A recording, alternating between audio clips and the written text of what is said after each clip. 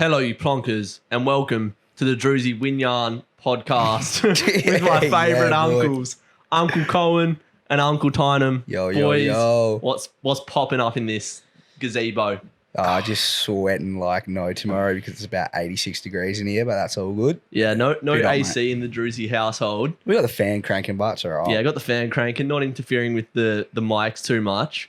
It's been ridiculously hot in Perth over the last month, really. Christmas, 40, 43, 44. Today, 42. Tomorrow, 42. Yep. We don't live on planet Earth. Like, you got these flat earthers and that. Like, I reckon we make up our own conspiracy theory. Or it's not a conspiracy. We're halfway between Earth and the sun, Perth, I reckon. 100%. Easily. It's too hot. Tynam had his shirt off before the podcast because he was just dripping sweat. But Seriously? But here we are. Drewzy Yarn number 6. And 2 weeks in a row, I had Tommy Dunks on, professional dunker. Had Jamo and Dylan on, professional podcasters. This week, I'm just having a yarn with my boys, Tynam and Coen. Met Coen through the scene, bro. Just mate. Straight up through the scene. He's the bad boy man himself. If you know, you know. And then Tynam's just his little brother, and that's about it, really. Yeah, so, he's a bit of a cockhead, that boys, thanks for coming on. How does it feel to be on the podcast? You're now famous. It feels good. Thanks for having us, man. It's really good. It's an incredible feat, honestly. Up until this point in my life, I don't think I'd accomplished anything. This is by far the biggest thing I've ever done. That's good to hear. Now, Tynam, last time I saw you was grand final day. Come down to watch Linwood, Ferndale. Who'd you take on? Was it North Beach? North Beach, mate. Yeah, that's the one. North Beach. And you got the dub. Haven't seen you since. Have you been on a bender since grand final day? E4. Is it E4 footy? E2, mate. E2. Yeah. Sorry about that. E2 footy. Was that the best day of your life? Talk us through it. 100% the best day of my life to date. And it's fair to say it's been a pretty big bender since. I don't even think I could spell the word run, let alone go for one after that day. But we're getting there. Pre-season's back up and running. I still haven't gone yet, but slowly work in progress. I'll be there soon, I reckon. That grandy was actually sick, though. Oh, yeah. You think of AFL grandies, and there's always the moments. You know what I mean? You got Marlon Pickett's doing a 360 spin at the G. Oh, you got all the other cool ones that I can definitely remember right now off the top of my head. But big MVP, the Norm Smith of E2 right here, sitting on my couch. I'm quite flattered to have you in my presence, to be honest. Thanks, but the moments mate. you had in that game, I remember at halftime, you come out, got a nice rock tap, set up the big dog in the forward line, just a little tap over the head, burst out, hit up the forward, just set the tone for the first half. Remember you kicking a goal from about 55, wheeling around. Yeah. Didn't think you had the leg on you, but our first goal of the game. Yeah, that's correct. Yep. First goal of the game. And then you had that big holding the ball right in front of us. Yeah. I'll never forget that moment. Tynam chasing this gazelle down. You were the cheater in that scenario. Got the flag, got the dub, got best on ground, got BNF. You're pretty much the Dustin Martin of E grade. Yeah, so I've pretty much told myself I'm actually not going to play a game of football ever again because I'm just going to go out on a high. So That was your peak.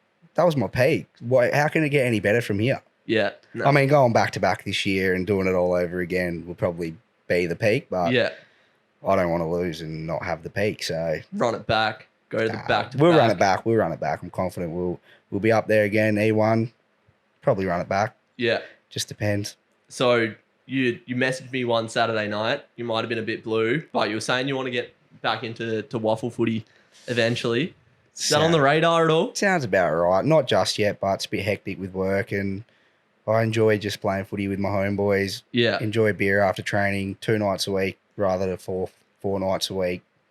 Yeah. So don't take it too seriously. you don't have any pressure. Fun. Yeah, you don't have any pressure playing in the amateurs with a bunch of your mates, and you can enjoy a beer after the game or 12 and not have to worry about, did I play good enough? Am I going to get dropped next week? You rock up, play, do your job, and that's it. So maybe one day when I cut the beers out. And What's the highest grade of footy you played? Colts? yeah, Colts. So Perth Colts. Perth Demons? Perth Demons, yep, that's the one. Shout out to the boys. Who did you play with? Because having worked in the waffle system, having seen working with 15-year-old kids, 16-year-old kids, that was probably around the time you were in the system. Yeah. Who were you playing with at that time? So the most notable ones would be definitely like Quinton Narkle. Played with him when my first year of Colts. Yep. And then played 16s with Bobby Hill, Sydney Stack, Luke English. then went on to play Colts with them, and Luke obviously hasn't played AFL, but Bobby and Sydney still in that system. Quinton's still in there. Played in a state game when we played the state 18s boys in a scratch match when we had a bye. Yeah. Against Sam Power Pepper, Zach Fisher, all them boys, Luke Stranatica and all that. So, yeah, that state game's probably the highest level of footy I've played. But Yeah. other than that, How did you stack up against the likes of Sydney Stack and Quinton Narkle?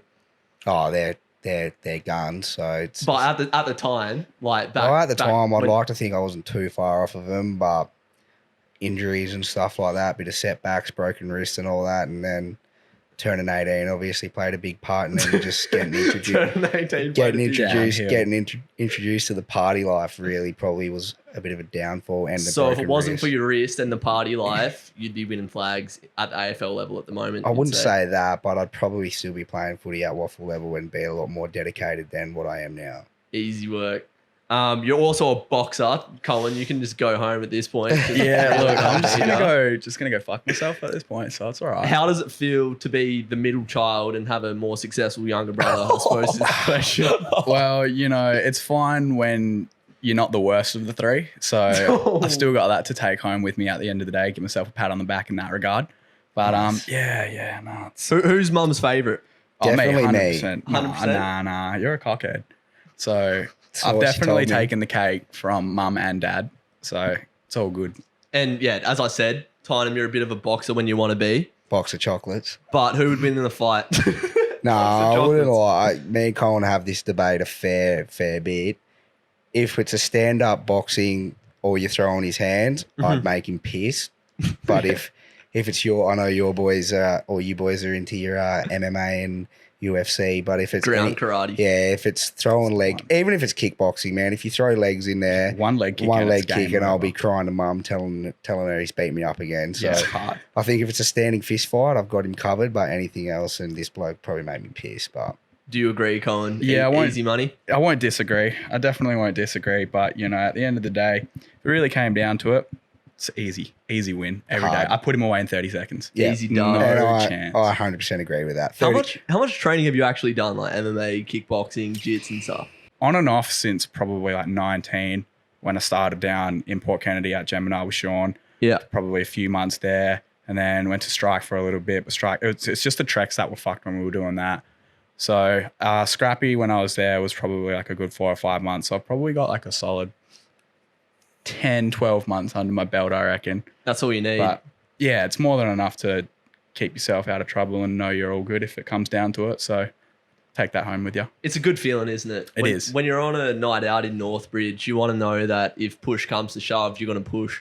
Know what I'm saying, cuz? hardcore. Yeah, big it's time. just- Not that we, worry. not that we like entice that behavior. We don't promote that behavior at all on the Drewzy Yarn, but it's good to be able to defend yourself for when some like big bloke trying to impress his missus comes with a big chest at ya. You know that you can just go like a 1-2 leg kick and then quick double leg, go into mount, and you're all sweet. 100%. over in 30 100%. seconds, 100, yeah, big But time. don't get into fights. Don't try to get into fights. Nah, I Fighting's think bad. it also calms you down, but knowing that you've done the training and if you've had a few fights and you know what you're doing, if like you said, push comes to shove, Yeah. and some tosser out there that's full of piss is trying to impress some fucking misses or whatever, Yeah. knowing that you'd be able to just sleep this bloke in a good 30 seconds, I think it makes you calm down a lot and you don't have anything to really prove. Like, Yeah. what you can do to someone if it comes to that. If it has to. Yeah. It's the heroes that are trying to dog shot someone from behind that you have to worry about. So As the saying goes, it's not the snake that you see that'll bite you. It's the snake that you don't see that'll bite you.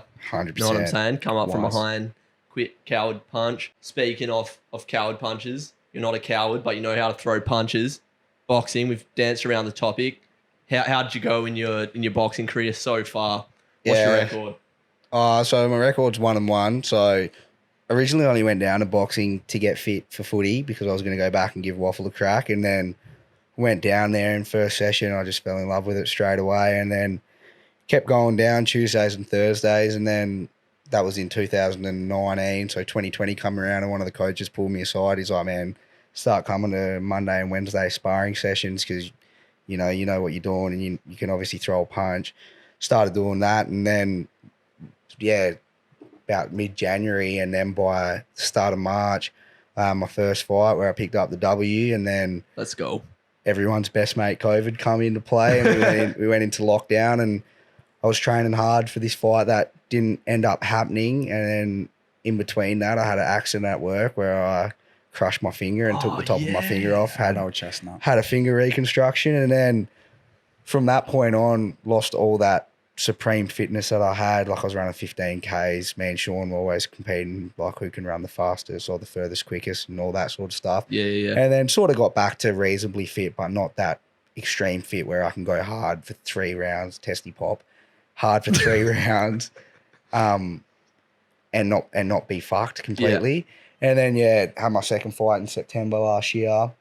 2020. Yeah. And then Coen was there for that. And how did it go down, Coen? What happened? Yeah, you tell the story. It was just a really scrappy sort of amateur shit fight, you know, like this bloke, how old was he? Was he in his 30s? 34. Yeah, so he's pretty much beating up children at that point. Yeah. What Coward, was it? He was 4 and something or something. I don't know. I think he was 4-1. Yeah. And then I was obviously 1-0. And then I was more so just pissed off with myself because we had a game plan on what to do, and it was just box. And then 20 seconds into the first round, just emotions get the better of you, which is the one thing you train not to do. Mm-hmm. And then he's just come out like it's a pub fight sort of thing. That's all it really was. And I was just like, well, fuck you. If that's how you want to fight that, let's go. And then went away from everything I trained for. Started brawling with him. Yeah, probably lost 2 rounds to 1. I definitely lost the first. I don't know. It was definitely lost the first round. round. And then I won the second round, but I was a bit filthy at the end of it because that third round I knew was close as well, and it really could have gone either way. Yeah. And after every fighter's going to say it, but after watching it over again and definitely watching that third round, I'm not going to say I got robbed because it was a close fight, but I wouldn't have been as pissed off as I was if I had got the result, and I wouldn't have thought, I didn't deserve that, because we both deserved it. As much as it was a shit scrappy fight, it was a war.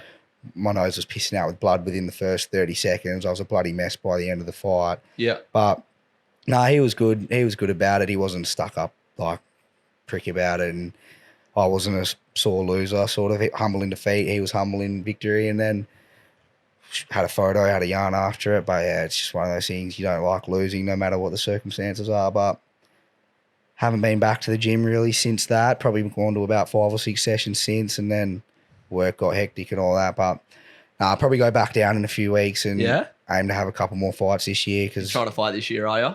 Yeah, if I put it's like anything. If you put your mind to anything, you can do whatever. And 6 solid weeks of training and running and you're back. Cutting out all the shit like drinking piss and eating shit food. Yeah, you'd be back to that level of where you were fucking like that. It's just a bit of hard work, but hopefully by late this year, July, August. Probably aim to get back in there, have a little exhibition fight or something like that. Yeah. Get back in there and fucking give it some fucking... the sooner you stop being a dickhead, the sooner you can just jump back in and you won't have to wait till the sooner you shut your mouth, the sooner we won't have to go out the back and punch on. All right. It's L number 2 for you, brother. Yeah, here we go. That's a good point that you brought up. If you just go in and whatever you set your mind to, you can do. Like, 100%. There's nothing There's actually stopping you except for you, brothers. You know what I'm saying? Yeah, no, that's it. It's just anything, man. Fucking work, footy, boxing, whatever you do. I think everyone says it. If you put your mind to it enough, you can do whatever you want.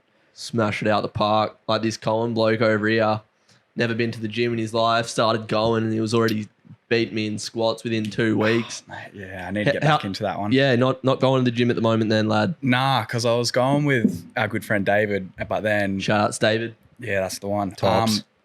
Yeah, so he started a new job and shit, and I was just kind of like, oh man, I like going with someone. I don't like going on my own. It kind of sucks. You like having the energy to bounce off someone, and it just takes away a bit of that nerve a little bit.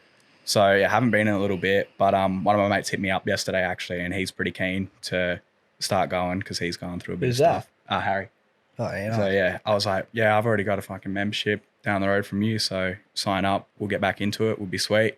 Obviously, it's been all right doing the push-ups for the chat. Not getting booted out of that every day has been sweet. Push-up mandate, 20 push-up mandate in the Pretty Cool James chat. That's the one. Every day. We've actually upgraded the law, so without warning, we've gone from 20 push-ups a day just straight into 20 push-ups, 20 sit-ups, 20 squats a day. How are you coping with that? Pretty good, actually. Hey, The squats are easy. The sit-ups are a little bit more rough because I haven't done like some core shit in a long time. Yeah. Yeah, squats every day easily. I actually haven't done my sit-ups today. I need to get that sorted after this one. Yeah, we'll do that after the potty. Yeah. But no, it's been sick. Just waking up first thing in the morning, smashed out. Nice little get the blood pumping. Start the day off on a good note, and it's pretty sweet, eh? Hundo, how much better is it when you're in that routine? Like when you're boxing Monday, Tuesday, Wednesday, Thursday, when we're doing push-ups every day or going to the gym or whatever. Like it seems like it's so hard to do. But once you're in that flow, once you're boxing 4 times a week and then you come out of it and you're doing nothing, you look back on that and you're like, that was a good time and now I'm in not as good of a time, you know what I mean? Pretty much, eh? Exercise is good fun. It is. Good for the mental clarity, good for the overall health. And that's there's no reason not to do it. Anyone can do it, even if you just start off doing 10 push-ups or whatever. In the chat, shout outs Cody, shout outs Galloway, shout outs James, shout outs Brandon, shout outs Liam. That's the one. Just all the unfit boys in the chat, but we're gonna get them there. Fat and fit, pretty cool, James. 2022 boy. You boys are big boxing fans, obviously. Hell yeah. Being a boxer yourself. Let's talk a bit of boxing. When you were saying that bloke was trying to brawl with you in that fight. What? Yeah, that reminded me of like the Fury Wilder 3 fight. Oh. You look at that second Fury Wilder fight, and it was just a beautiful display of boxing from the biggest heavyweight there's ever been, Tyson Fury, just dancing around Wilder, using him as a pogo bloody boxing bag, whatever you want to call him, mate. Just outclassed him, absolutely, 10 out of 10. And then you look at that third fight, and he just put his weight on him for the whole fight, just wore him down. But honestly, as far as trilogies go in boxing, that's got to be right up there, that Fury Wilder trilogy. Yeah, 100%. Yeah, big time. Yeah. Especially in the heavyweight division. Like the heavyweight division's been dead for a while, and then you have blokes like Anthony Joshua, fucking Dylan White, Tyson Fury, Deontay Wilder, Andy Ruiz, all Usyk. these. Oh yeah, Usyk, all these blokes coming in. And upsets too. Like you look at, Andy Ruiz beating AJ. AJ. Yeah, I mean, he's been and then they run it back, boxing. and then AJ just dominates him, and then Doesn't run it back. It doesn't go the third time. Yeah, it doesn't go the third time, and then AJ doesn't fight for however long he does, or he beats that Turkish bloke, whoever he was. That was just a piss take fight. Yeah, just and then like you said, he comes up against Usyk, who absolutely just outclassed him and outboxed him and stole all of his belts. So it's good. Upsets are good for boxing. They're really good. Big upset that I can't say I got behind because I didn't even know the bloke, but Kambosis. Oh man, one of the biggest. Big fella on the JRE. Once you're on the JRE, you've pretty much made it in life. It's like being on the Drewzy Yarn, really. yeah. Made it. How long have you boys been following Cambosis, and what do you make of him as a boxing prodigy coming out of Australia at the moment? So, Coen will back me up on this. I followed Cambosis before anyone outside of the Australian boxing scene sort of knew who he was. Yeah. So his last fight in Australia, I'm not sure. Yeah, I'm pretty sure it was his last fight in Australia was against a bloke that fights out of my gym, Brandon Ogilvy, over in Sydney, and he just outboxed Brandon. And don't get me wrong, Brandon's a fucking gun of a fighter as well, but Cambosis was just that level better, won that, and then moved overseas and hasn't fought in Australia for 6 years. So that fight was 2016. And then he's just done it tough, going to people's backyards after people's backyards and just beating them. And then former world champions, Mickey Bay, Lee Selby, upsets them to become mandatory in the IBF. And then Teofimo Lopez obviously beats Lomachenko and becomes unified. And then Kambosis is next in line to get the IBF, and then they chuck them all on the line. And then, he comes out and everyone wrote him off. Like, I didn't write him off, but I definitely didn't think he was going to do what he was going to do. Mm-hmm. And then to come out and to knock him down in the first round the way he did, and then stellar right hand, that one. Yeah, faced the controversy he faced in the 11th round where I thought he was going to get knocked out, got knocked down, and then to bounce back in round 11 and 12 and just outbox the shit out of him to get, what did he win? I think it was split decision in the end, which was a joke. It should have been unanimous. He definitely won on all 3 cards in my eyes. Yeah. And become unified lightweight champion of the world. Yeah, we've followed him I followed him for a bit, and Coen's probably been on his bandwagon for a couple of years now. Last few fights. I think it really took notice after that Lee Selby fight. Yeah. Because that was just a big name. Obviously before Testy Pop fucking before getting to Teofimo. it was Lee Selby was his last fight before that, hey? Yeah, Lisa. Yeah, so that in his definitely backyard as well. Yeah, exactly. That definitely put him on the radar a little bit. And yeah, it's honestly it's all through Tynam because he's just been following the bloke for that many years now. Like the name's been getting thrown around the household for that long, like you were saying, because he was 1-1 with Brandon in amateurs before they had that third fight where they were pros. So yeah, definitely not as long as Tynam, but we'll be keeping a close eye on him. I honestly haven't been following him. Like from what I've seen, it's just like mad angle changes and whatnot. And how would you describe his style? It's just that his boxing IQ is just out of this world. Like he said, the angle changes and his cardio, man. Like he went 12 rounds with Teofimo Lopez and just didn't let off the gas from round 1 to round 12, even after being knocked down. Just that first round when he gets the knockdown, Teofimo come out to try and knock him out in round 1 like he's told the world, like promised the world. Yeah. And then throws everything he has at him and then just cops a big overhand right and gets sat on his ass. I think shit like that's just, I don't know. He said it from day one, like in his interview before the fight, that while Lopez has been out in the bright lights getting all this attention, he's been in the dark, in the trenches, training hard, staying hungry. Yeah. And I think that was the difference. The fact that he was the biggest underdog probably in a fight, not ever, but it's up there. Especially for that caliber. He had it in his head that he knew what he can do and knew what he wanted to do. And he stuck to it, man, put his mind to it like we were talking about before, and he fucking did it. Yeah, so. That's the point I wanted to make as well. You just like, if you follow the guy on any of his socials, just the overall belief and the dedication he has to his craft. Like every single day you'll see him, whether it's not in the gym, like just going for a run, busting out a fat run, just not even like, not even 2 days after the Lopez fight, back in the gym, going off. After beating Lopez, just literally day in, day out has just that crazy grind mentality. And yeah, just the belief he has in himself is second to none. Like the guy just knows that he's going to be one of the greatest. He's already on his way.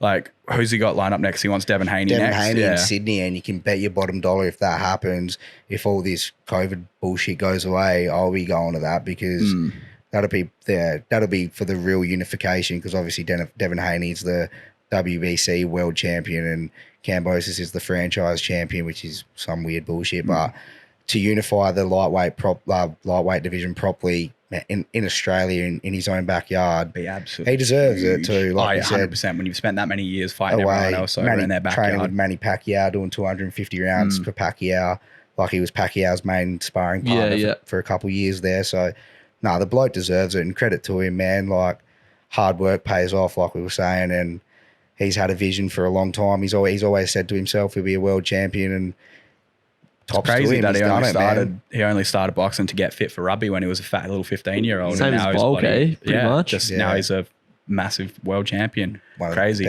Best lightweight in the world. This Drewzy Yarn is brought to you by absolutely nobody. The Drewzy Yarn is available on Spotify, Apple Podcasts, and through visual form on YouTube, of course. So whatever platform you're listening, please leave a review, drop a comment, give it a like rating, and rate it 5 stars if you're on Spotify and all that jazz. I also post the best parts or the clips off the podcast on my TikTok @_Drewzy. So go follow that up. Follow Coen and Tynam while you're there. Hope you enjoyed the rest of the episode. It's a good one. Even talking about Kambosis, like the Australian boxing scene, don't get me wrong, it's back on the map. It's on the map now because of him, and the other one's probably Tim Tszyu and the two Maloney 100%. brothers. But the thing that would really fucking piss me off a lot about Australian boxing is these, one-time boxing fans in Australia that only know boxing because your big names like Danny Green. Yeah, and Tim Barry Tszyu. Hall. Yeah, don't get me wrong. Like, I love Tim Tszyu. He's like Australia's biggest superstar boxer, probably just behind Cambosis now. But when people are talking about pound for pound, start of last year, Kambosis' name wasn't even thrown in the top 5. He was always like Australian boxing or whatever it was.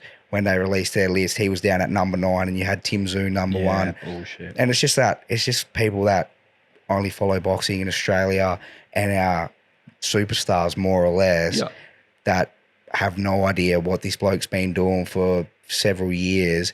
And then he comes on the map and now everyone wants to jump on him like, oh, well, yeah, he's Australia's best boxer, this and that. And like I said, Tim Tszyu's going to be a world champion one day. That's inevitable, I reckon, his next fight. If he gets a crack at Castano or Charlo, I reckon he beats both of them on his day. What? Another test prop. Yeah, they're coming out hard. What weight is Cambosis and what weight is Sue? Kambosis is lightweight and Tim Zoo's super welterweight. So I think it's 60 kilos and then 69, I'm pretty sure Zoo fights at. There's too many weights in boxing, which pisses me way off. too many. And they just added that new one between cruiser and heavyweight, bridgerweight or whatever. Yeah. It is. What's It's called Bridgerweight? Yeah. So super welterweight's classified as junior middleweight as well. Like Yeah, they're the same so shit. just too many weights, man. Yeah, and there's too many belts as well. Like you were talking about Cambosis fighting Lopez, and now he's got to go fight this other bloke to like unify it or whatever. That's what's so sick about the UFC. It's like this is the number one prestige promotion. Obviously, the fighters aren't paid enough there. Yeah. But there's one belt. There's one bad man on the planet. We've got that this weekend, boys. We got do. Oh, yes, Francis we do. versus Cyril Gane this weekend. Yeah, I looked at the odds today, and Ngannou is the underdog in that fight. Cyril Gane's probably, or I'd say more technical. He's a bit more of a kickboxer. Oh, he's head and shoulders technical, way more technical. Do you reckon- easily. so you reckon 100%. I think Gane's got that the easily. only way Ngannou wins is one big hammer fist, man. Like Yeah. one big right hand, and the fight's over, man. But if Gane fights smart and fights a title fight how it should be fought, he'll either knock him out or he'll beat him on points comfortably if it goes a distance. Yeah, I don't know That's if the he'll thing. knock him out, but yeah, we have never really seen Ngannou's chin tested either. Like no one's really ever gotten close enough to him. Obviously, when Stipe dominated him, that was more so just like in the grappling aspect. But yeah, I don't know if what they've been saying is true. How Gane knocked out Ngannou in the sparring, as I was saying in the press conferences today, then it could make it a little bit more interesting. But you know, it's a bit of a he said she said sort of thing at this stage. So just kind of got to wait and see what happens. But I do think that Gane is just too slick, too technical. And especially for his weight, he's fast as well. Oh, he moves like But a middleweight. It's like Adesanya out there, but Bit slower. Yeah. a little bit slower. You but can with still 30 never- kilos on top of him. Never discredit the fact that Ngannou can just put out literally anyone on the planet. I don't think there is a person on the absolute face of the earth that could take a punch from that man and not be separated from their consciousness. Well, how can you take a punch from the bloke when his fists are the size of all of our heads combined? He is the hardest puncher to ever walk the earth that we know of. Yeah. Ngannou. Well, they And fucking haven't tested me against a bag. so yeah, if you put Ngannou up against Stipe in that first fight, gets out wrestled, comes back way better. He's fighting out of Vegas, right? Like he's at the UFC PI and That's stuff. that's where yeah. he's training out of. Yeah. So yeah, we'll see how that goes. But you can't write off Francis, man. Like I remember him going in to fight over him, and I just remember him walking out, and I was like, "This is a scary man." Like if I could choose any man not to fight on the planet, it's Francis Ngannou. Hard. The heavyweight boxing champion has always been regarded as the baddest man on the planet. You mix in a couple more disciplines, Ngannou's the baddest man on the planet. You put rules in. If you chuck Francis in against Tyson Fury, Fury's gonna jab his head off all day. Easily. So yeah, I think Ngannou so hard to write off, and I'd hate to see him leave the UFC. There's talks about that. He as reckons well. he wants to but- box though, eh? That's just what everyone wants to do because it's just all, it's More the money money in aspect. there, yeah. It's Dana bullshit. White's just a bit of a scab. But Tight ass, man.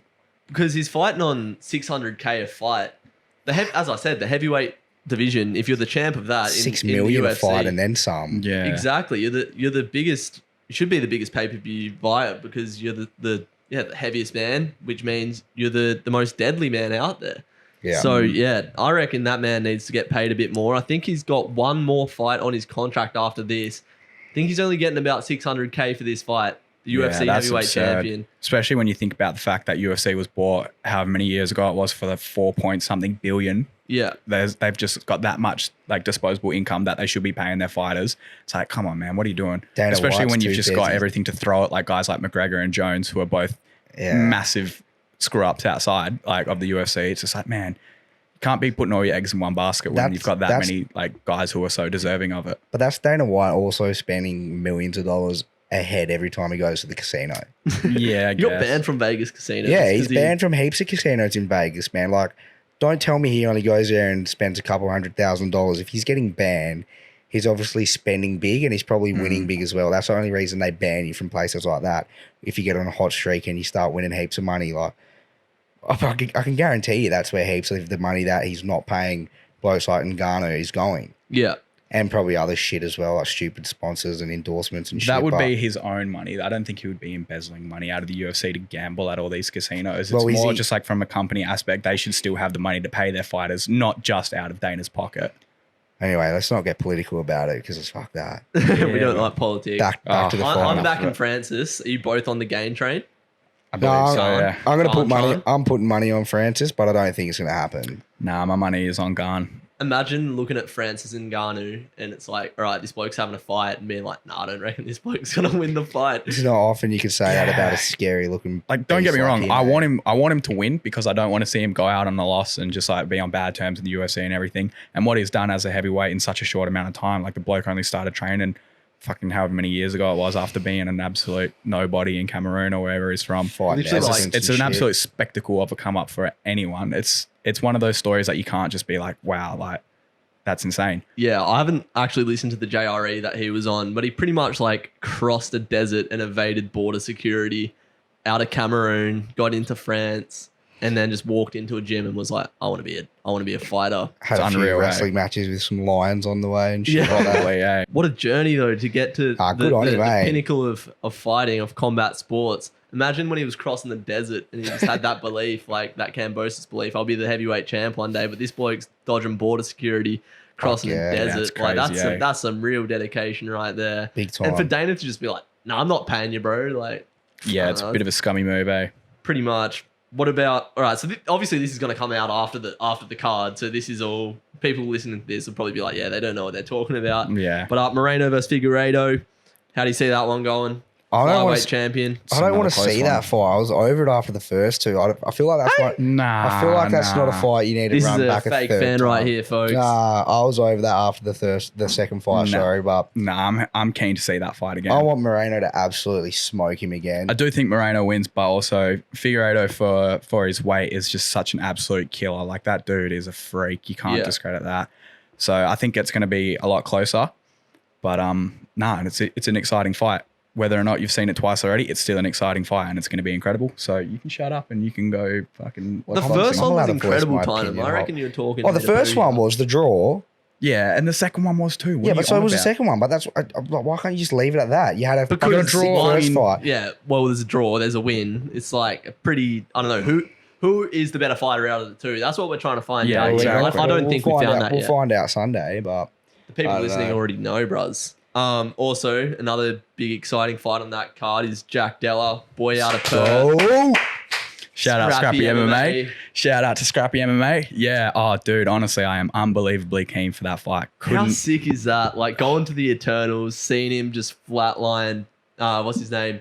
Alden Bates. Alden just, Bates. That was one of the most vicious knockouts I've ever seen. Like in any sport. It's crazy. I was at that event live when Jack Della knocked out Bates, and the air was sucked out of that arena as soon as he landed that right hook, folded Bates over like a pretzel, and that was it. Like Yeah, and he lights was out for a long He was time. gone, bro. And Alden is a big, scary man. Because Um, Alden beat him in his like first or second fight, didn't he? And that was a rematch, I believe. I think Della won the first fight. Nah, because I think Della lost his first two, and I think one of those was to Alden, if I'm not mistaken. We might have to fact check that I'm pretty sure Della afterwards. beat him in the first fight because they asked him in the post-fight interview. They were like, I'm checking. yeah, they asked him in the post-fight interview. They were like, was this any different to what you expected? And he was like, nope. So I think he did beat him in the first one. Could be wrong, but No, give us 2 seconds and we'll Yeah, go get on. back to you with that. goes one. on Dana White's Nah. contender series. So yeah, Alden did beat the first. Really? Beat him in his first professional fight. So he was 2 losses: Alden Bates and some other bloke. shit. Right. So they've Yeah. only fought twice? Yep. Okay. Right. I see. I apologize. I'm It's all wrong. right, mate. It's all right. You are right. But obviously, Jack Della fighting out of Perth, went on Dana White's contender series, put on a good show, got the contract. Put now on a he's great fighting on show. UFC 270. Is it in Vegas? It is in Vegas, Vegas, yeah. Yeah. Nah, that Big money moves, putting Perth MMA on the map. How much do you reckon he's getting paid for that? he won't be getting paid an Peanuts. absurd amount. 50K? 10, I was thinking 15, 15. maybe. Yeah. Really? Yeah, it's his Yeah. first UFC fight, man. What's he on? They Early pay- prelims or? Yeah, he's the first fight of the secondary prelims, so the early prelims, and then he's on the first fight for normal fucking ones. hell. 9:15. So I'll be up bright and early because I'll be up watching the playoffs anyway. But that's Harry's for later house? on. Nah, probably not. Who else we got coming up in Perth MMA? Obviously, Jack Becker, lightweight Jack champion. Becker, at the Sean moment. Rod Costa. Cox. There's so many. Sean Cox. Perth MMA is crazy at the moment, and a lot of it might be biased because like I used to train out of there. Scrappy, man. They are just absolutely breeding a bunch of killers in there. It's freaky to see. There's so many guys in that gym that are just freaks, and they are all just so dedicated, bouncing off one another. And now you've got a guy like Jack who's just like leading the front. It's just like they're just going to get more hungry for it. It's crazy. Yeah, when you're training with that high level every single day, like you were saying about Kambosis, did 250 rounds with Pacquiao. Like if you're going to training, crashing cans every single day, how much are you really getting out of that except like booting up your ego, you know what I mean? You got, Jack Della, he's always going to be sparring Rod Costa, Jack Becker, training against the best in Perth, and then, you train against the best all the time. Like, then when you verse someone as good as those guys, you've already sparred that hard. Well, you don't know what to expect, but you know you can go to those depths if 100%. you need to, sort of thing. So, he's fighting a bloke that's 4-0, 4 knockouts. He's the heavy favourite, Jack Della. So yeah, very heavy. hopefully he can, do Perth proud, get the think he UFC will. win. P-City, baby. Has anyone ever fought out of Perth in the UFC? Kyle Noak, I believe. Okay. I'm pretty sure he is out of Rockingham. Rocco, Yeah. Shout out to Rocco. Yeah, but that's going Shout back out to many. Whittaker. Oh, you didn't just. Kyle Noak, I think, many years ago. If I'm not mistaken, it was a Rocco boy. Yeah, okay. But I see. What's his last name? Noak, N-O-K-E. I think he said Noco. Nah, Kyle Noak. But other another than that, no another one. exciting fight coming up from the Aussie perspective is Big Bam Bam Tai Tuivasa, Western Sydney, A. Nothing gets me FTA, off my seat baby. more than seeing FTA. Big Bam Bam do a shoey and knock a bloke out, especially blokes like Greg Hardy. Yeah, that was one of the most satisfying Did ones you to see? see, eh? Did you see Greg Hart? Did you see? Quit. Yeah. Did you see Greg Hardy's fucking like rant about that fight? No. Yeah. Oh, Oh, man. there's a sore loser. Go beat your missus up again or something. You flog. Legit, hey. Like, He was he like, just- man, he didn't want to come stand in the center of the ring. I And it's slapped just like, him around. Like, like, man, no, you didn't. You You rocked him. landed You rocked one him good once, hit. and then I made a mistake. Yeah, you did make a mistake, and you can't make mistakes at the highest level like Exactly. that because you Especially get at put on your heavyweight. ass like that. You fat like, fuck. you just got straight up embarrassed. Yeah. But yeah, nah, Facts. Bam Bam. But he's man. fighting Derek Lewis. That'll be a Yeah. Talk about two fan favourites, especially in that heavyweight division. Big My Balls is hot versus Shuey Boy. That's such a scary fight, but man, like just two killers, man. Like everyone knows what Derek Lewis can do. Yeah, exactly. He's such a lazy fighter. It's so weird. Like going into his heavyweight interim bout against Cyril Gane, he's like, That was if I can shit, win hey? this belt, this is a joke. These guys suck. Yeah, he doesn't take literally- take himself too seriously, which is hilarious. He But My doesn't. balls is hard. But yeah, he can just knock a bloke out. He's just got that one punch knockout power. Scary, I remember him so- fighting Volkov and he just looked so average. That- and then yeah. there was just a one punch and it just right put at him the to very sleep. end, after Switch just your getting lights out, slapped eh? around for 3 rounds. Who do you reckon wins that tie? I don't know. Hard to say, man. Really I hard think to say. if Bam Bam fights technical, which he sort of doesn't do, but Yeah, I think it's just- there is no I technicality. think it's just in that gonna be fight. it's gonna be a classic pub fight, man. It's just gonna be whoever can land the lucky shot first. and that's going to be sick. Or alternatively, hopefully not, it'll be a Derek Lewis and Garno fight where everyone thinks it's going to be fireworks and it's just 3 rounds of standing around because you're too scared of each yeah, other. and That's Bam Bam definitely- lands But a I few doubt jabs it. each I round. highly and doubt it. I don't think Bam Bam has that in him. I get more excited for Bam Bam fights just for the fucking post fight shoey, man. Like Yeah. you said, Shit, like, hey. all He's that- just such a bloke. the hey. old It's fucking sick. the old FTA on the bottom of the lip, man. That's sick. Shout outs. Yeah, shout outs tired. As I said, no one more. There's not a fighter in the UFC that gets me more excited than Ty when he knocks someone out. Like I have yeah. so many memories of It's just good, seeing eh? Ty knock someone out. That live stream. Did a video shouting out Nate Nadoff week with all the boys in the lounge room. Got Was that the knockout. Greg Hardy fight? It was too. It was, wasn't Must it? have been, yeah. Yeah, I saw him fight in Perth. Hey, it was sick. Yeah? That 2016 card. Yeah, I can't Saw remember. Izzy fight on that card as well. Izzy's UFC UFC debut. I've been there since day one. Well, not when he had the other 100 Saw combat him sport since wins. day one in the UFC. Yeah, just crazy to see that one as well. But That's another massive fight coming up, man. We're just talking about fighting here. We're just a bunch of meatheads. But Whittaker Adesanya 2, that's massive. I went over when I filmed AFL Horse with Caden McDonald and Young King Cooks and went over there to watch the UFC, Whittaker versus Adesanya. Me and Coen went over to watch Whittaker versus Gastelum, woke up the morning of and it got canned. oh, dude, two different events. I just sort of mingled them in Yeah, there. But nah. that That's was one of the the most sort of lead painful up to things it, though, ever. right? Like, we went over there to see Whittaker versus Gastelum, and he got a hernia in his intestines the morning off. Just had to settle for Anderson Silva versus Israel Adesanya. For just one of the greatest fighters of all time. And Israel Adesanya, the middleweight champion of the world now. Yeah, I mean, I Shit guess fight. it was a good fight. Nah, Proper that was Tekken that was style. a spectacle fight. Actually, that was so sick to watch. But I'm that- so excited for that fight though, with like Whittaker Adesanya too, man. Like, I love Israel, man. Like, I think he's a real fan favorite for everyone. But to see Bobby Knuckles win, get that title back, Just can never go against.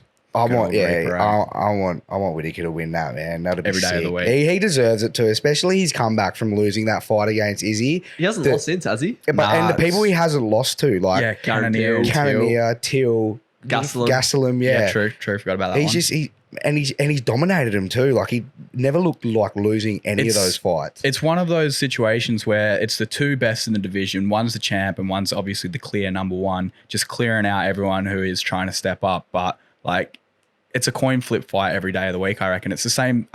Someone was saying it earlier today. It's the same situation with Volk and Holloway. Those two, I think, will be champion, bouncing off each other for the longest time and just clearing out everyone else below. So it's just like, Do we? Oh, shit, I actually forgot really what I was gonna say. really hope Whittaker can make the adjustment to make this more of an interesting fight. The 'cause thing that with dude the deserves first Whittaker Adesanya fight, which was clear, was that Whittaker had a lot of pressure going into that fight. It was the first pay-per-view in Australia in a long time for Whittaker. Headlined Etihad or Marvel Stadium, whatever Yeah. you want to call it, and Same. biggest UFC ticket sales ever. Yeah, that's nuts, hey? 56,000 there. That is in nuts. Marvel. Like, all this pressure on Whittaker. I think Izzy got in his head a little bit. Yeah. And then it's just that, like, once you get into a brawl, like, someone's head's gonna get knocked off, and it just happened to be Whittaker's head get knocked off from that left hook from Izzy. Shout out David Ando again, being Loves there with him. him and Young King Cooks and watching that. I'll never forget that, and just Izzy doing the machine gun Yeah. after. Hear me Never out here. forget Would you be a fool to say, like, this is just my opinion. I think that Adesanya is low key a little bit scared of Whittaker I think you should be. because you can, up until the fight got made, the Adesanya Whittaker 2, Adesanya never mentioned Whittaker getting another title shot. It was always Till, Cannonier. He said, Gastelum will beat Whittaker, Cannonier will beat Whittaker, Till will beat Whittaker. Just completely like wrote him off. And the fact he's come out and just absolutely dominated these blokes one after another, surely that's got to hold a little bit of shit in his head. Yeah, You'd for think sure. so. Like, I don't think any of these fighters would ever really admit it, but like, you got to be stupid to not have some sort of sense of fear of who you're facing. Like, you could be facing a Cam, but like, at the end of the day, everyone's got a puncher's chance. So you're stupid to like completely write off They're anyone. always in there to try and knock Facts. you out, aren't they? Yeah, exactly. But nah, I think you could be right, hey. But I think Izzy as well also is one of those guys that just knows his skills, has that belief in himself, like how he was talking to himself at the end of that Gastelum fight after a war, 4 rounds, and he comes that out and he's fifth just round, talking yeah. to himself. It's like, I'm ready whatever to he was die. saying, It's ready to die. That's, It's dude, like that's so crazy. Nami Yunez, I'm the baddest. I'm the best. Mm. Oh, yeah, we love that's what we watch the UFC for. Moments like that when people see their dreams realized. It's different breeds of people, eh? Man, that middleweight division was looking so scary for a while. But Darren Till, being a big fan of him through Sean, obviously. Just that last Brunson fight was terrible, man. He didn't show any of his skill set. He hasn't really come out and spoke too much since then. Like, he was all over social media, a bit of a meme king. But he hasn't come out the same since. I hope he's got his head down and he's rehabbing whatever he needs to rehab, because on his day, he's a very good martial artist. Obviously, trained in Thailand, trained in Brazil as well. Did he train in Thailand, or am I making that up? Probably Couldn't tell making you, that I think up. I'm making that up. But I trained in think Brazil. that Masvidal fight changed him, but Could have. that Yeah. knockout, man, that was that's as brutal as a knockout as you'll ever see, man. Legit. Like that Oxygen that- mask and everything. That proper, I reckon that changed him. It's sad because, I absolutely love Darren Till. And then he talks up a big game against Bumson and just gets out wrestled and Yes, just beaten. mate, Like, yeah, he just yeah. looked like a level below Brunson. And I was Hands sure down, that Till hey. was going to win that. But that's always the thing with those guys who are just like striking heavy. It's unfortunate, but like, if you come up against a good grappler, then you're just kind of out of your depth, and it sucks to see, especially against someone like Brunson. You know, I mean, I feel bad for talking shit on the bloke because he would kill absolutely any one of us on any day of the week. Not me. But like, Not me, yeah. yeah, okay. Talk for yourself, Coen. 3v1, he's in a bit of trouble. Yeah, nah, but No holds bar. No holds bar. Bah, I haven't watched wrestling. nah, for a while. yeah, it's just like classic striker versus grappler, just like the olden days sort of thing where these strikers will come in and just get absolutely manhandled. You need to have that more well-roundedness to yourself. You can't just be coming in relying on no matter how good you are, you can't just rely on your striking, because you'll unfortunately sometimes come up against a guy like that who knows that they can just manhandle you on the ground, and then you just look like an absolute dickhead. Yep. Well, that's 2 or 3 of Till's losses. One against Woodley, one against Bumpson. Mhm. Obviously got flatlined by Masvidal. Yeah. But Woodley Um, caught him with that fat right hand as well, which started it all. So you can't just say that he got out wrestled. Till said on one of his live streams with what's his name? Broken nose, absolute psychopath. Oh, fucking Perry. Yeah, Mike Ah. Perry. He's like, I've got the strongest hips in the UFC, mate.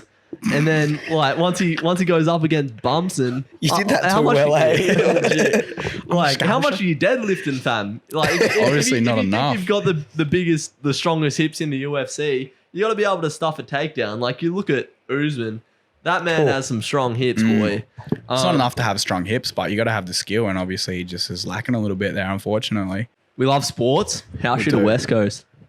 Get off it. Nah. Look, they're good, but as a West Coast fan, I'm happy as a Freo fan. We're on the up. Do you reckon West Coast are on a big down, or do you reckon it's just a 1-year blip and we bounce back?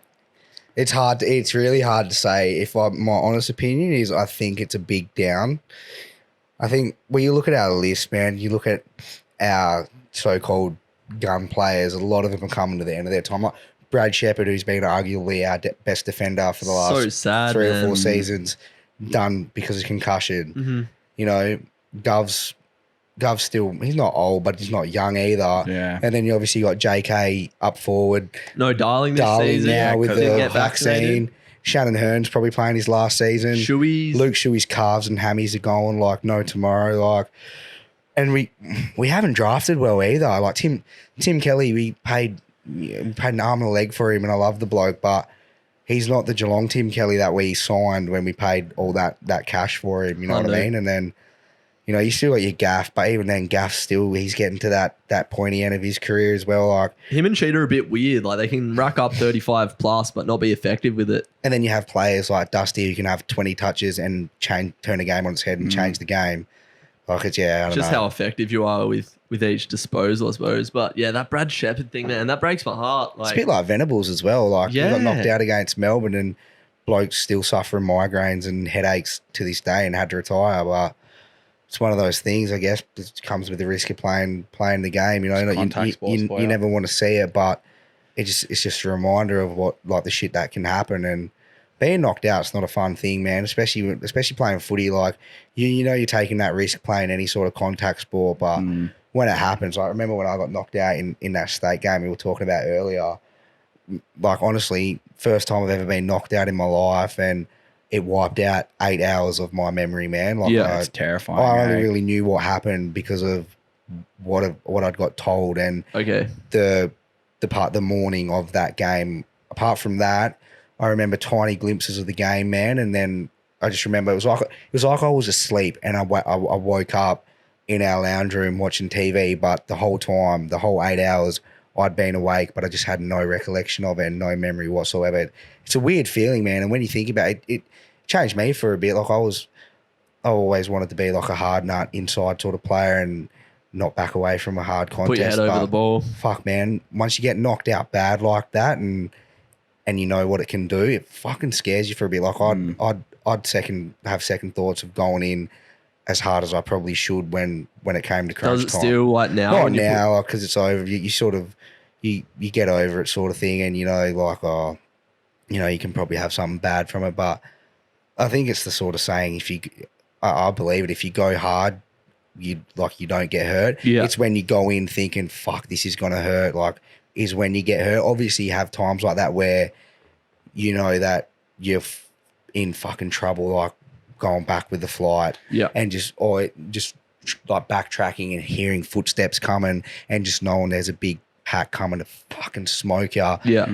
it's obviously in your head there, but when it's a one-on-one contest or the ball's there and there's players either side of you and you're just going in, I don't think it really plays too much of a part on your mind then. It's more so the courage sort of side of it. When you know you're going to get fucking hurt, I think that's when it's you get there. hurt. Yeah. Yeah, no, 100%. Like, if you hunt the ball harder than anyone else does, no one's going to get in your way. And yeah, when you have that confidence and you're hunting the ball that hard, like, who would want to get in your way? Yeah, Cohen's been exactly. knocked out. Yeah, I was waiting for that one. You know- I was really, yeah, no. Is that the train ride? Talk us through that. No, it wasn't even like, it wasn't a knockout. It was just a clean hit that just completely wiped like a good 2-3 hours out of like the morning. It was like, And who was that?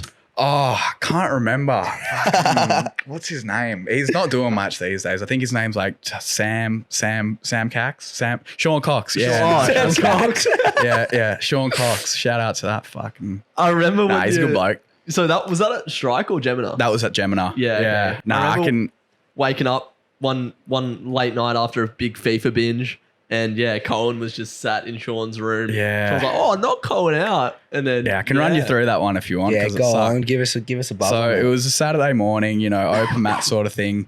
We were just having a spar after class or whatever, and we were getting like towards the end of it.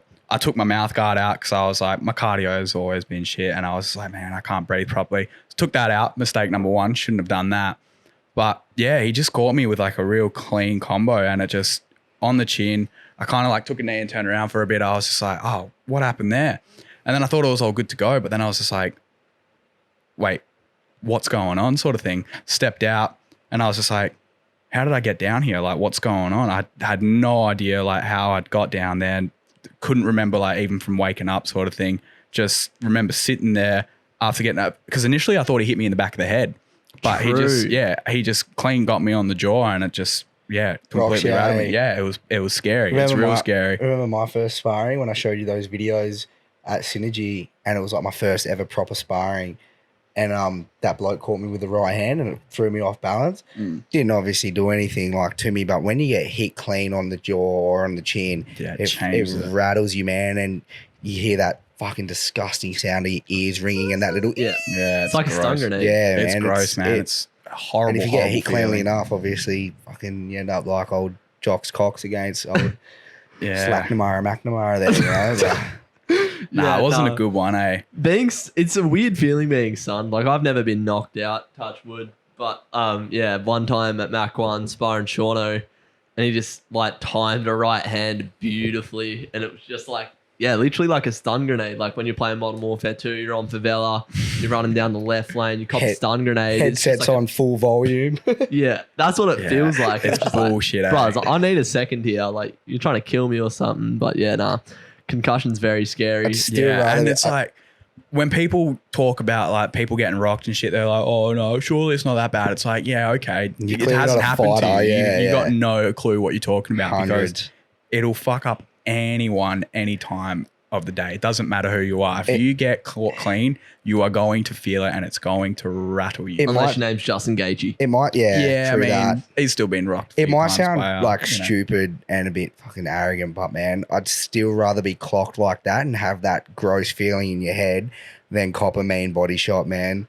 Or Just straight to the liver. Man, I'll tell you now, I'd rather be punched in the face hard 100 times than cop one big liver shot, man, because, it's not fun. It cripples you, right? Way. Yeah, and it's never the been hit delay with as well. It's the delay. The delay, because it think you're all hits good. you and you feel it, and then you go to have a quick you go to take a breath, and then the soul just gets sucked out of you. Like you're breathing in, but everything's coming out, and that pain in your stomach. Oh man, Yeah, it's pretty bad, body eh? shots are brutal. I'd rather be not slept to a bad point of, but I'd punched in the head. I'd rather be knocked down than have to take a knee because it's sort of belittling as well. Like you've just been smacked in the body. It's like getting bitch slapped. No one wants to get bitch slapped. It's like Stuck and slapped. cop that, and then you're gonna punch me in the body and make me quiver on the ground like a little bitch and almost throw up.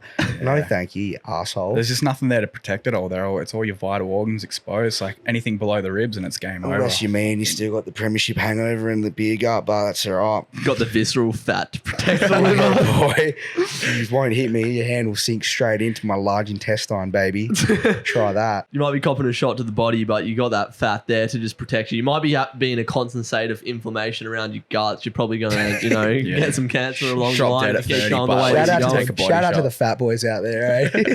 Fat boy division. Look, how many heavyweights are getting dropped by body shots? None. Yeah, because you have to, as soon as they hit their stomach, their fist goes elbow deep and they have to spend 2 minutes to get the cut out. Just gets caught in the shockwave just like ripples around their body and it just like disperses. It's like throwing a pebble into calm water, man. How's that video of Ngannou when he's like fight week and he's sipping a cup of tea and there's like just digging into him, man? That's nuts. It's crazy to think like AFL is the best ball sport out there. Like obviously it's a bit of bias coming from a couple of Australian lads, but it's like MMA compared to boxing, you know what I mean? When you look at the AFL compared to the NFL, look at the AFL, it's freestyle, just about anything goes. Obviously there's rules and that, but no helmets, no padding or anything like that. But I think that's one of the biggest downfalls of the NFL. They're wearing these helmets, so they just think they can go hard as possible. If you butt heads with someone with a helmet on, your brain still bounces. Do you know how that's many why their people concussion list is so high, because they have that perception of, I've got a helmet on, I'm going to be all right. So I'm just going to run at someone full pelt with my fucking head and it's not going to do anything to me. And then, try having that. What's that disease called? CTE? CTE. Have fun with that when you're fucking 45, 50 and you cut and stick. There's been a few big scary hits like that as well in the NFL. Just put a Baker's in our game. Oh man, that was terrifying. He was out for so long. Yeah. But shout out Cardinals. Don't shout out the Cardinals right Shout now. out Cardinals. Let's get into that, boys. NFL. We're a sporting podcast here. We're not shouting out the Cardinals right now. I'm upset with them. So NFL, I've never really followed it much, but I have been chucking it on when it's been on the last couple of weeks. I've been getting involved and I will be watching the playoffs and the Super Bowl. Me and Coen and Tynam, if you can get the day off work, might stream the Super Bowl. I'll call in sick. Hopefully no one from Altona's watching, but that's all good. Yeah, I've booked the day off. They haven't approved it yet, so I'll rock up on Monday and be like, hey. See how we go. Might be streaming that. But Cardinals fans, how did you boys get into the NFL and why Arizona? So for me, I was in the middle of my fat punting stage and I was looking for a new sport to get on. And I remember it. I can't remember what week it was, but it was the Tampa Bay Buccaneers versus the LA Rams last year in like November. And I was like, oh, Tom Brady plays for the Bucks. So I threw a multi on, put Rob Gronkowski in there. And I was like, it was a Tuesday. I wasn't doing anything. 2 players you knew in the NFL. Yeah, literally. You're taking shots at me right now. Nah, everyone starts somewhere. But yeah, I just threw this multi on. Fuck Tyreek, piece of shit. Threw this multi on, had the day off, and I was like, oh yeah, I'll give it a crack. And I was watching it, and I was like, won $19,000. I actually lost like $20, but we won't talk about that one. Haven't won an NFL multi yet, but that's for another day. Put it on, and I was like, oh, this is kind of sick. Like I used to be like, it's hard to watch. There's like lots of stop-starty, but when the action gets going, there's like so much sick shit. But yeah, watched it and I was like, yeah, this is sick. And I had a mate, like I've got a mate who's like really, really into it. He's been into it for a few years. So I hit him up and I was just like, oh, NFL is pretty cool, eh? And then, more or less was just like, who's a good team sort of thing. And he was like, oh, well, I go for the Bears. Shout out to Braden Stoney, by the way. And I was like, oh, who's your second favorite team? And he was like, oh, the Cardinals. They're doing all right this year. And I was like, cool, I'm a Cardinals fan. And that's how you become a Cardinals fan. Shit, I can show you the messages. That's how I became a Cardinals fan. They were looking pretty hot like early in the season. They were looking so good. What were we? 7-0? 7-0, and then we were going 10-2 after what did we Packers. win? What did we win? 5 of our last 7 or something? Stupid. No, we lost we lost 4 of our last 5 before playoffs. But yeah, started 7-0. And then after that, a couple rough losses. Obviously, the Green Bay loss, which was just absolutely horrible. Should have won that. Should have won that every day of the week. Man. AJ Green, go fuck himself. But yeah, so it was a similar thing as last year though. Started 5-2 last year, ended up going 8-8, didn't make the playoffs. But yeah, just such a promising team. I think teams have just figured us out, but like especially on when we're on offense, I think team like you look at what the Rams did to us on their defense on Tuesday. I feel sorry for Kyler Murray, like our quarterback. Like that poor bloke, 5'11", looks like. That's what I was going to say. It doesn't help when you're 4'2". Yeah, it looks like literally 5'11". Looks like Doesn't help when you're 4'2". looks like he In was comparison to every other quarterback. looks like he was casted in Charlie and the Chocolate Factory as an Oompa Loompa. Running around there. Literally. His little legs just fucking going 200 miles an hour. But he can't, man, like, you can't expect him to do everything. And Yeah, exactly. Our blockers and all that, man. Fuck. Yeah. Like that poor We just got bloke. exposed. He just gets smacked. And I think you look at our Instagram and you see all like Cardinals diehard fans in America commenting, "Oh, teams have just got us figured us out on offense," and they have. Like, there's no way your quarterback should be getting. What's it called? The bloody Getting fucking- sacked. Yeah, but getting the snap, sorry. Oh, yeah. And then within 3 seconds, having 4 opposition defense players just on his ass, man. It also comes down to the Rams have an insane defensive Defense, lineup. yeah, like, you got Aaron Donald and Von Miller, who are just absolute menaces. I know to Von Miller. society. Oh, look, this guy knows NFL. I know Mad. Von Miller. One of the only Super But- Bowls I watched, he got like best on. So Yeah, Normie. It's yeah, it comes down to a bit of an average O-line, but then again, coming up against just crazy teams like the Rams, who have such a crazy. I think the Rams are going to be fucking. They're going to go deep, man. I honestly think they beat the Bucks. I think they're going to a go bit riddled with injuries at Deep, the man. moment. But if they we're got talking- OBJ, Cooper Kupp. Cooper Kupp is having an absolute. but they don't freakish- have fucking Josh Allen, baby. Let's go, Bills Mafia. We'll get to that one. Sorry, Sorry, Daddy. yeah. Jones. So Come back who's to you. looking like the one to take it out this year? Dude, honestly, the last 4 teams in both the NFC and the AFC could easily do it. The fact that like the 49ers have come back the way they have and are in the divisional round now, because we pumped them twice during the year. Yeah, we smoked them, eh? absolutely smashed them twice during the year, and they were looking shit. Also, shout out to Mitch Wisnowski, Perth boy, kicker for them. Dope. Yeah, Shoutouts. they beat Green Bay a couple of years ago in the divisional or conference game to face the Chiefs in the Super Bowl Chiefs, that they yeah, lost, yeah, where they yeah. were absolutely They dominating got until they got smacked, smashed. silly, eh? But yeah, it's like obviously Aaron Rodgers with Green Bay as well. Can't go against that. He's a freak. Not as good as Bro, Brady. it looks but like Jesus. yeah, that's what happens when you're nearly 40 as well. But yeah, obviously Tom Brady as well. Can never count him out. That dude is just a freakish example of like a prime athlete. Hey, Best 44, athlete ever. How is he? 100%. How is Right he up. almost mum's age and still doing shit like that, man? It's crazy. The dude is just so like economically good with what he does, and just, Biomechanically efficient. yeah, exactly. Or steroids. Nah, absolutely. He's like, Nah, I'm pretty sure surely he's not. vegan, dude. I'm pretty sure he's vegan. Honestly, I think there's something in the fact that he kisses his son on the lips. Does he actually? Yeah. How Have old's you his not son? seen that? How old I don't is know. his They're son? like fully grown. Is he 21? No, I don't think he's That's 21. How old's Oh. Brady? 43, 44? 44, yeah. That's 44 MVP front runner going for back-to-back Super Bowls is freakish. And So- like it'll be ring number 8 if he gets up. But Who are your predictions for the Super Bowl then? well, predictions. What, the game or The who game and the wins? winner. oh man, I don't know. I think the really don't Titans know. are. I think the Titans are. I don't know, man. I reckon there's anyone can win it though. Like, Yeah, it's that's the thing about crazy. playoffs. Playoffs just change everything because like everyone. Like, you look at the teams left, like Green Bay, Titans.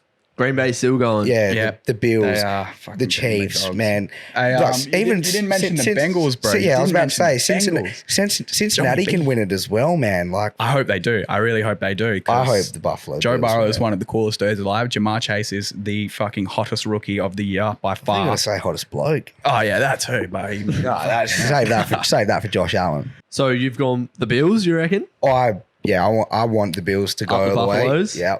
I think Super Bowl is still just going to come down to Chiefs and possibly Rams. I think the Rams get up and they do enough to beat Brady this week. And our old mate Uncle Bundy's a Rams fan Yeah, I know, as and I well. So hate it. shout He out was to rubbing it in. our Uncle Bundy in Melbourne. He's a Rams fan, diehard Rams fan. Yeah. So if they do it, it'll be pretty cool for him. But Buffalo Mafia, baby. All If day, you could have a every day. guess Mafia. at who I supported in the NFL, who would you guess, Tynam? Are they in the playoffs? Nah, not anymore. Do you go for the? Oh, not anymore. Yeah. Fuck, well, who's been knocked out? Fucking Patriots. Yeah. Yeah, I knew it. So, all right. Big bandwagon right here. Yeah. But so this is how it went down. So I've always been a Boston Celtics fan in the NBA. Obviously, Boston, New England, same sort of area. I haven't been to New England or Boston, but apparently in geography or something they're like pretty close or something like that. Anyway, so yeah, I saw like an Instagram post and it was like Julian Edelman courtside at the Celtics game. And then I saw a Family Guy episode where Tom Brady was facing Peter Griffin. Like, I think I remember that. I remember that. I'm pretty sure Peter Griffin was playing for like the London Silly now. Yeah, he was. I remember that episode. No way. Yeah. Fuck. So I was like, all right, Julian Edelman, Tom Brady on Family Guy. I like Family Guy. Boston Celtics. I'm going for New England because that's my fair. back. That's fair. How are they playing in the NFL if they're from England? Oh, just kidding. No, It's the New England, mate. Ah. But yeah, obviously it's easy to hop on a bandwagon when you know you got that Celtics link. You got Tom Brady and Rob Gronkowski just doing a madness. They should make a New Mexico team, bro. The New Mexico Margaritas or something. That'd be sick. Imagine that. I'd jump ship from the Cardinals for those bad boys in a heartbeat, eh? Dirty They're dog. like the Keith Urban of the NFL. Just fuck, bro. It's just a stallion. But yeah, I remember watching the Super Bowl against Seattle when Russell Wilson went to throw instead of passing it off to Marshall and Lynch with about 3 yards. Why to would you get. do that? Dumbest dog, eh? That's crazy. That Seahawks deserves had a such a fall spit from grace almost, as eh? well. And then I remember being at school for the Super Bowl when we played. Was it Arizona Nah, or it wouldn't Atlanta? have been. It was the Might have Hawks. been It was the Atlanta, Hawks. yeah, Yeah, it was the Hawks. That's We were right. down yeah. like 3-28 No, it was or Falcons. something like Falcons, Atlanta Hawks, fucking Falcons, same that. thing. Hawks is NBA, Yeah, they do different the type of bird. They do the same shit anyway. They both fly. Yeah, I remember that, but Yeah, and then come back and got the dub. So I'm a passionate New England's Patriot fan. That's Couldn't fair. tell you 3 players on that list at the moment. Did Not you with watch? only need to well, keep your eye on one, Mac did you Jones, watch, baby. Did you watch the Bills absolutely molest them last week? I did not. I did. That But was insane. I was watching that down in Waikiki. Shout it's out to because the Waikiki. weather wasn't. No, Why because the not? Patriots hurt the Bills earlier in the year, but that's because it was like a super blizzardy sort of day, and the rushing game for the Patriots just worked in their favor on that day. But you know, when you can pass the ball, you've got guys like Josh Allen, Dawson Knox, Stefan Diggs, everyone like Singletary or that. whatever his name is, Yeah, Devin Singletary. Singletary. They have an insane team. Bills, I want them to beat the Chiefs. I really do. It's the divisional rival. Such a fucking shit game to go for because obviously when we first started watching NFL, we were like Chief bandwagoners. Speak for yourself. Well, I was. Before I started getting into NFL hardcore, like Coen would always be like, "Oh, you want to come watch the Chiefs game?" And I'd be like, "Yeah." And then we had $100 bet on the line for Super Bowl last year. Was it 100 or 50? I think it was 50. Who bet Yeah. the Bucks? Coen went to the Bucks, Yeah, and I fuck remember yeah. I had a late start. I didn't have a late start. I made myself have a late start at work, and I remember watching it, and the Chiefs were just playing like absolute mud. And then I said to Coen, I was like, "I'm not watching this, man. I'm fucking going to work." And then That was a bit of a boring game. but it was a shit game. This was fucking Well, the horrible. Super Bowl. Oh, it was a yeah, horrible last year Super was Bowl, man. super average. Mahomes just kept getting sacked, right? That's how it went. Yeah, Yeah, he like- just kept getting ran and Brady around just all the kept thing. going God mode. Yeah, pretty much. There was like this little like worm sort of thing where it shows like how much the quarterback was running in comparison to the other quarterback. Mahomes was doing fucking zigzags throughout all the field, just trying to get out of trouble. Brady just takes like 4 steps back, throws, all good, like mechanically 30, efficient, like 30 you were yard saying first before. downs and shit like that. Yeah, just an crazy absolute shit. freak. But yeah, you still can't take away from what the Chiefs did. And Mahomes, he's another freak dude Oh, as well. man. Yeah, it's going to be an interesting playoff run throughout the remainder of the year. I will be getting up at 5:30 on Sunday morning, hungover as a dog, to watch the Cincinnati Bengals and the Tennessee Titans. Go Joe Burrow. Big morning of My sport. mate's a on Sunday. Tennessee fan. He's been up my ass all year about it, Kai. So shout out to Kai anyway.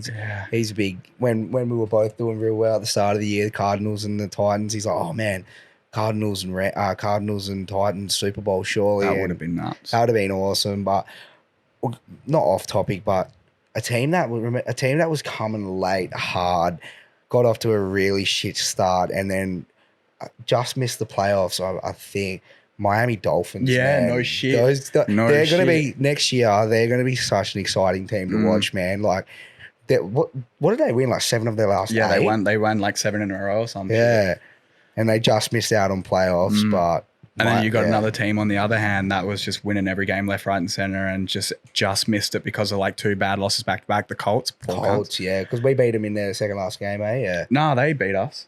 Oh, it was Colts Cowboys. smashed us, Sorry, yeah. Cowboys. We beat yeah. the Cowboys, but the Colts absolutely gave us a hiding. They bent us right over. But that's when we didn't have fucking. We had no one in that game. Yeah, man. I mean, we've been a little bit like losing Hopkins did a lot, but which sucks because you can't just rely on one guy. It's kind of like Travis Kelce and Tyreek Hill to Patrick Mahomes. Mahomes can just throw it downfield. It's like, fuck it, Hill's down there somewhere. Especially when you see Tyreek Hill's vertical on his teammate in the warm-up. That bloke jumps, man. I put it on my Instagram story the other day.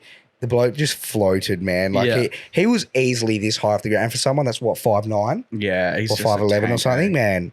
And he's just a pit bull. He's like the Mike Tyson of NFL. You're a big fan of Tom Brady, Coen. Got a Tom Brady card sitting in your top drawer. Oh, yeah, nice. Talk to us about that. As a footy card enthusiast growing up, you don't get much money off footy cards, but NFL cards, that's a whole different ball game. What did you pack? Obviously, I've just ruined it. It's Tom Brady, but what is the rarity of that item? So it's downtown Tom Brady, D23 from the 2021-2022 Don Ross football Panini blaster box. Yeah, it was the first time I had ever opened NFL cards, and I didn't realize the significance of it until like because I was with my mate. He was like, "You need to check the value of that card." So I quickly got it up, and it was going for like raw as well, going for like $1,000 US, which is like still pretty crazy. I was like, bro, I could turn this into like 1.2K like that. But I'm sitting on it. I've actually sent it off for grading. So, oh really? Yep. Sending it off to PSA. So there's a company. Will you get it back? Hey, if I don't get it back, I'm probs gonna neck. Hey, but I've been looking deep into it. There's a lot more 10s have been graded than like anything else. So I'm pretty confident that I won't be getting anything less than a 9 or a 10, just because the quality. Really? Yeah, the quality control for those specific cards is just like that much better because they're such like a good and rare card to hit. So the fact that pulling any downtown for any player is like a pretty big thing to do. Right. But pulling Tom Brady in a like borderline MVP Super Bowl run season is pretty sick. So if that comes back as a 10, if you get it back, how much is that going to be worth if it comes back as a say a 9? If it comes back as a 9, how much is that going to be? 9's probably like still you could get like 1.4, 1.5 for. If it comes back a 10, the only 10 that I have found that's like genuinely sold went for just under $3,000. Holy so fuck. I wouldn't be letting it go for anything less than about $3,000. Fucking 2.5 weeks wage. If you sell on that for another like 20 years as well, that'd be a 5-figure card, right? I'll be sitting on that for a long time. Take it to that ball guy Chum Lee, and he's fucking on the what's it called, porn stars or whatever. Yeah. But taking that to the US. Yeah, I've got this significant downtown Tom Brady card. There's been a lot of them that have been getting graded though. So like, it would still be a sick card to have, and I wouldn't be getting rid of it anytime soon. But it's a crazy card. Oh, dude, I would fucking murder you. Like, there is no joke. I would beat the living shit out of you if you fucking. And he could as well. From the start of the podcast, Coen would win in a fight. 100%. Full mount, your head would just be caved in. You can only beat the shit out of me if it's boxing only. That's the rules, but if I cut the card. I don't want to fight anymore. Enough about the NFL. I'm going to switch up the topic completely, and you're probably going to, I don't know, see how you feel about this. But we got Australia Day coming up, boys. And as a couple Wajak Noongar boys, are you Wajak? Yamaji, actually. Noongar, Yamaji, so we got both of the Whereabouts is Yamaji from? Like up north. So where our great nana was from, where she was born, was Walloona. So it's like the Pilbara, so it's like inland of, I can't really remember. But desert territory. Territory, like proper black. So yeah. We got a couple of nationals on here. It's Australia Day, like whatever, man. Let's talk about it. Exactly. Yeah. Like, I want to know, as an English white man who has invaded your territory, what is your opinion on Australia Day? Because it clearly is the date that not Australia, but Aboriginals began to lose their territory in that time. Yeah. Obviously, there was a lot of bad shit that happened a couple 100 years ago. What's your stance on changing the date and just Australia Day in general? All right. Personally, for me, like, it'd probably be unpopular with a lot of, like, Aboriginal people. But don't get me wrong, I'm not against change the date at all. Like, yeah, I reckon if that's what we go down, yeah, change the date for sure. But even if it doesn't go down that path and it stays, like, I'm not going to be fucking, fuck you, fuck this, like, you're assholes for not changing the date, all this and that. I think it's more so, I look at Australia Day as, yeah, whatever. I don't necessarily go out and celebrate Australia Day with fucking an Aboriginal flag wrapped around my neck or the Southern Cross or the Australian flag tattooed on me. I look at it as more as, I respect Australia Day for what it is and for obviously shit happened on that day, which is like Genocide. That's what it is. big time. And the way I see Australia Day is, I don't go out to celebrate Australia Day for Australia Day. I go out and celebrate it. I got mates' birthdays that fall on Australia Day. So if I go out, it's to go out for that, not to celebrate. Have a good time with the boys. Yeah, it's not to celebrate Australia Day as Australia Day. In saying that though, like I've 100% acknowledge and I know what happened on that day all those years ago, and I sort of you grieve about it as well, and you get a bit pissed off about it, which any sort of Indigenous person would. But at the same time, it gives me a whole sense of pride, man, knowing that 100%. that shit happened when it happened all those years ago, and the fact that we're still here and we're still the oldest living culture on the planet, and you know, the longest reigning Indigenous Homo sapiens. Yeah, that gives me a whole lot of fucking pride, man. And I got the tattoo on my hand, the flag tattooed on my hand. Like it makes me proud. Like fucking, I'm not going to say as in like use, but the like white people come here to try wipe us out, and as bluntly as you can say, that's exactly what they come here for instead of here for. They saw you guys as animals, right? Yeah. They saw Aboriginal Well, we people as animals. we weren't recognised as fucking living beings and humans. Couldn't vote until up what? until 60 years ago? 1976, man. Nah, The 67. That's not even long 67, ago. the referendum, sorry. Yeah. But that, man, literally not even that long ago. What is it, 55 years ago? And the fact that we were still recognised as flora and fauna up until then is kind of a bit fucked up. But That's very fucked up. it's still, it's more so a day of like grieving, acknowledging, but it gives me a hell big sense of pride, man. Like, you cunts come here and tried to wipe us out and try and make us non-existent, and Still here. Tens of thousands, we don't know, hundreds of thousands years Pretty later, close to 100,000 years. we're fucking still sitting here strong as fuck as the oldest living culture on the planet, man, and nothing will ever take that away from any of us. And that's how I sort of look at as Australia Day as. Coen, what do you reckon? Look, you got some fair points there, but I think that at the end of the day, there wouldn't be anything wrong with just recognizing this as the day of, like, you know, Slaughter, really. yeah, slaughter, and just like a horrible turn of events for like the history in general, like our people, obviously. So like, you know, you're always gonna get those people who are like, oh yeah, no, who cares, whatever happened didn't happen to you, sort of thing. It's like, well, that doesn't matter. Like, Intergenerational Look at trauma our is nan, the though. thing. We're talking Yeah. about where we're from. Our stolen great nan, man. generation She was was fucking 2 part. She generations was ago. like, it's called Children of War, man. Like our great Nana Ruby was taken in the stolen generation, man. And you know, when people sort of joke about it and stuff like that, you can sort of sit there and, oh yeah, fucking funny, haha. But Yeah, it hits but it's home, man. Like bullshit. that's Like, it that's does. my blood, man. Like that's actually my family. Like You're in that position. you might that think you it's are a bit of today a because joke, those but people. and that's why I think, like, you know, at the end of the day, I think you gotta find a separate day to recognize like the Australian settlement sort of thing as well. 2 public holidays for everyone. That's besides the point. Another day But, like, off. Let's go. yeah, change it to the hard. 27th, man. Just give people 2 days but off. like, you can't deny the fact that for a large portion of the country still, that this is like a horrible day to remember, and just still the toxicity that comes with it and will still come with it just due to all these fucking idiots. People like, still see it as the day that Australia was Yeah. fucking made exactly. and won. And Yeah, it's such 100%. like a divisible, controversial day for a lot of people that like there would be no harm in just like recognizing it as like, you know, invasion day or survival day or whatever. Yeah. And then Survival just, like, day is probably yes, the term. survival day 100%. Survival but like, day, invasion days. Yeah, it's they're both exactly what happened you on know, that day. it was a tragic thing. It's in the past now, but at the end of the day, you can't just like deny that it happened over and over again, or just keep being like, oh yeah, no, we won. Get over it, sort of thing. It's just like, how no, can you just get can't over get that, over man? that? Like, it's Imagine not Top something that, like we've won. Yeah, like fuck the yeah, white man won. all the time, and Yeah. it fucking it pisses you off, man. Like, dude, that's the thing. Like, we're not like obviously super noticeably black, but as soon as people find out you're Indigenous, they will use that against you in any Yeah. way they can, because and that's just like, how people like are. you said, man. Like ingrained in our we're culture. we're not much darker than you, like fucking in terms of that. And then you tell people you're Aboriginal or bullshit.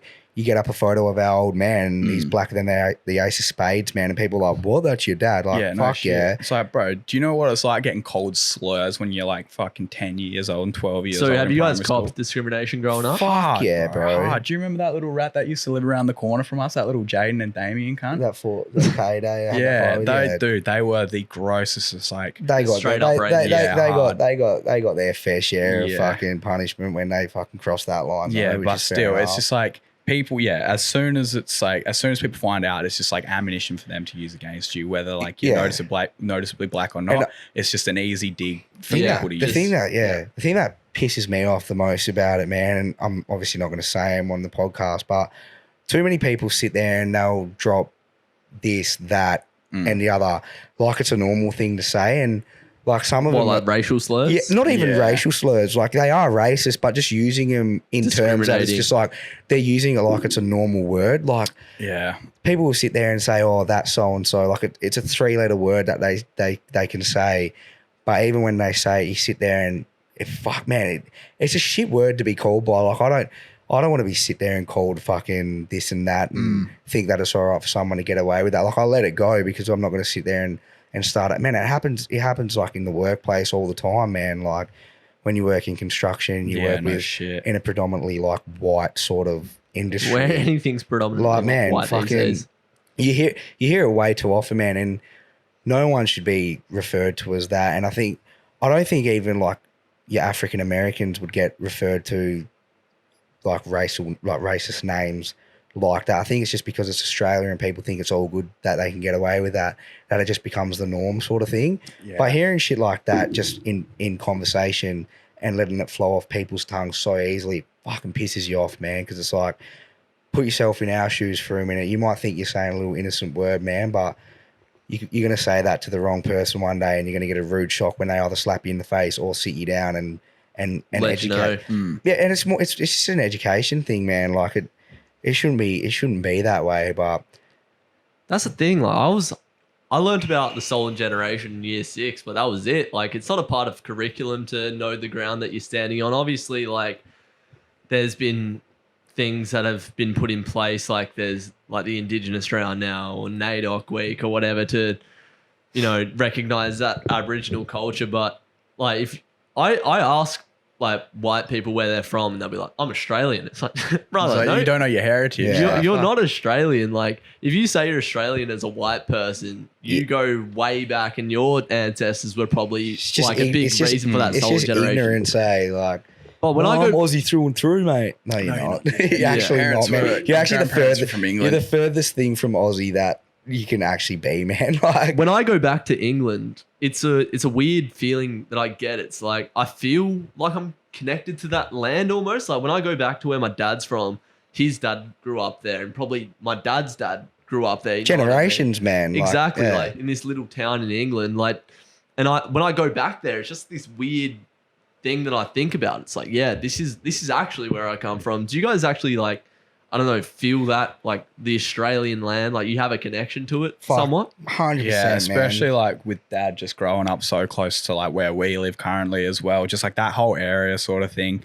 It's just like, this is where like this like whole south of the river area and just like Australia in general. It's like, that's where we're from. That's it. Like you can't deny that. Like, oh, yeah, obviously mum's non-Indigenous, like full non-Indigenous. And I love that side of our family and I respect that side of our family. But if you're going to sit there and ask me, oh yeah, like what's your background? I'm telling you straight, I'm not even going to say Australian, man. I'm Aboriginal, and that's, Yeah, every day of there's the week. nothing more to it. Like I'm flat out, I'm Aboriginal. No matter if you're half like me and Coen or you're fucking 1/16 or fucking whatever you want to call it, quarter, 3/4 Aboriginal.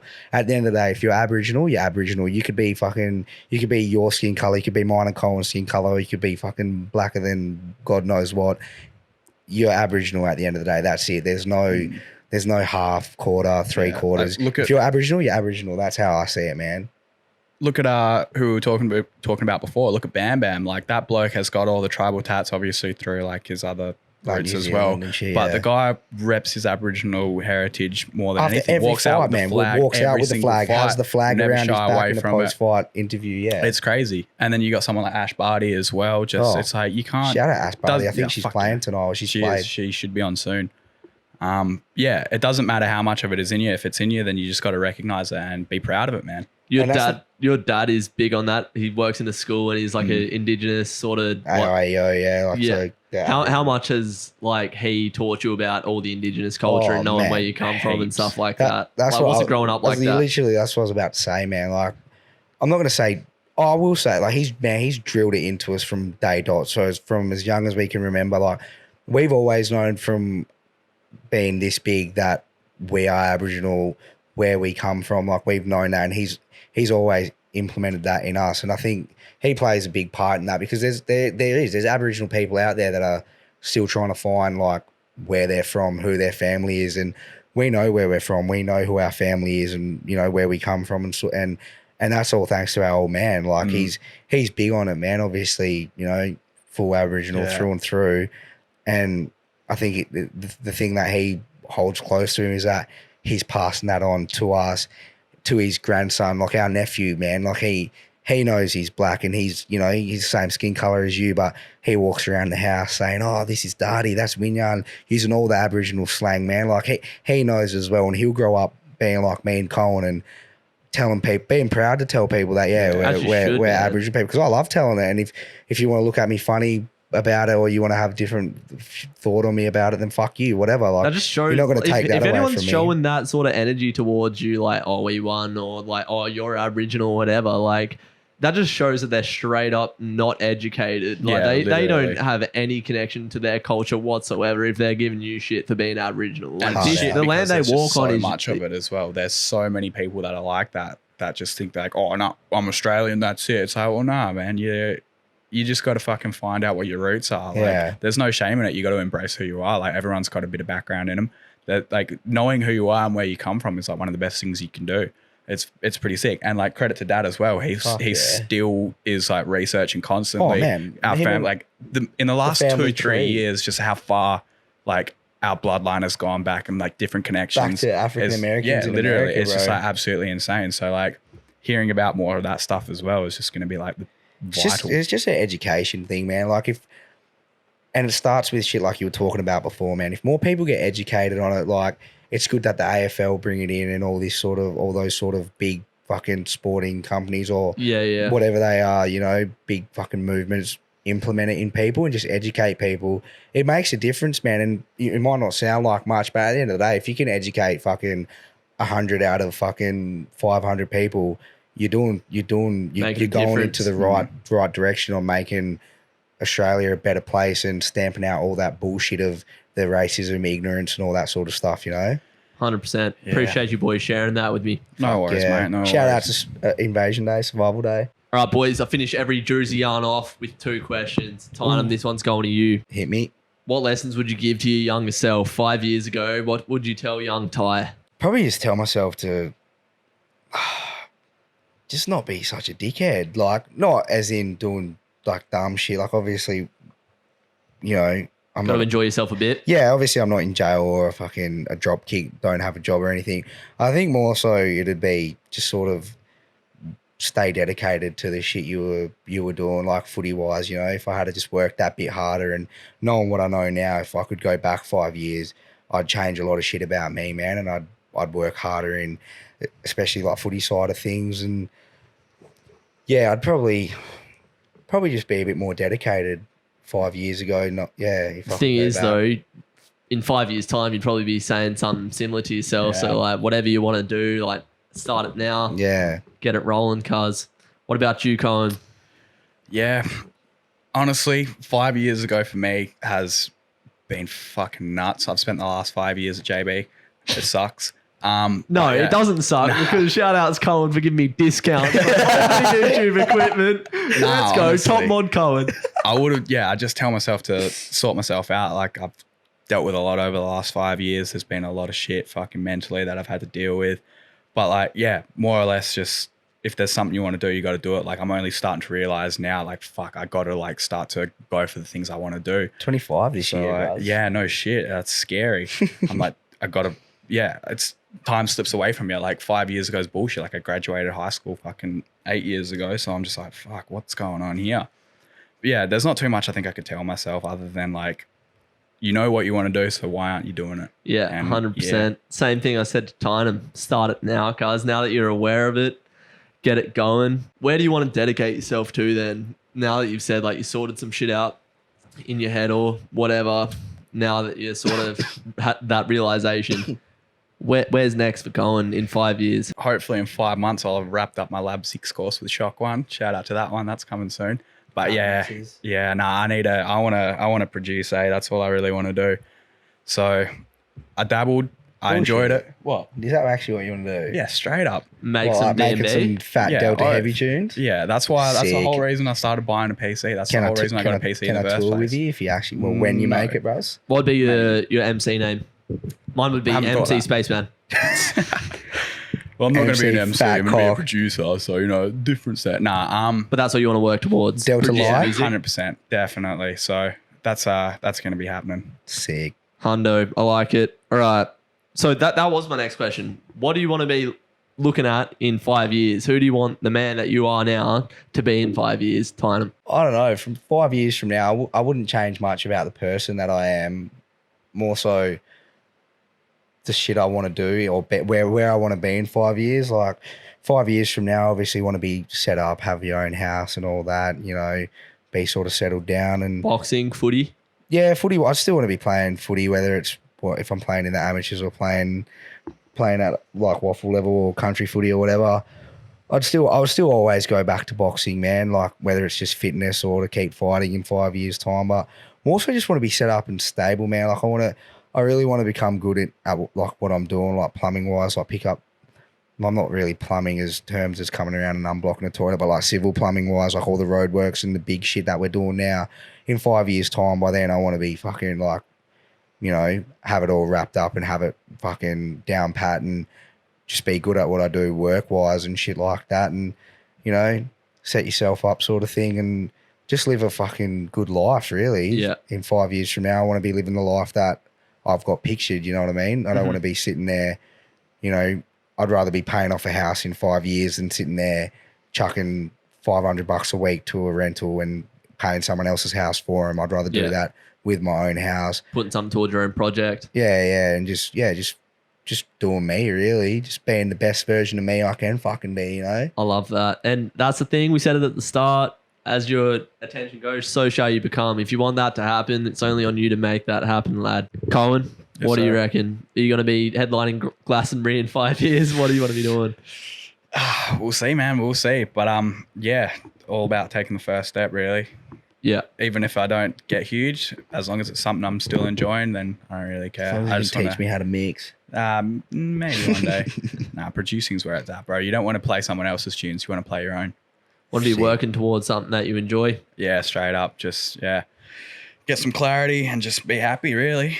I love it. Right. I think that's a good place to wrap it up. Yes, Thanks sir. to these great lads. Love you both lots. Thanks for for coming on having the me, Drewzy mate. Yarn. If Thanks you for have having us. any closing statements or anything, shout them out now. Go. Shout out to Drewzy for having us, man. Cheers. No Shout out worries. Drewzy. Really And, enjoyed the last couple hours or so. Yeah, it's been real good. And to everyone watching, just stay deadly. Stay deadly. Stay Obviously, proud. Tynam and Coen are channel favourites. So if you're a fan of the Drewzy channel, you're a fan of these boys. I've dropped their Insta ats in the edit. So go give them a follow and just see where these boys end up. Yes, sir. Bright futures. Great to have you on with you boys. Thanks for coming on. And you very thank you much. for watching. If you made it this far or listening, obviously rate 5 stars on Spotify and all that. And like the video if you're watching it on YouTube. Subscribe if you're new. And we'll see you in the next one. Cheers, boys. Laters.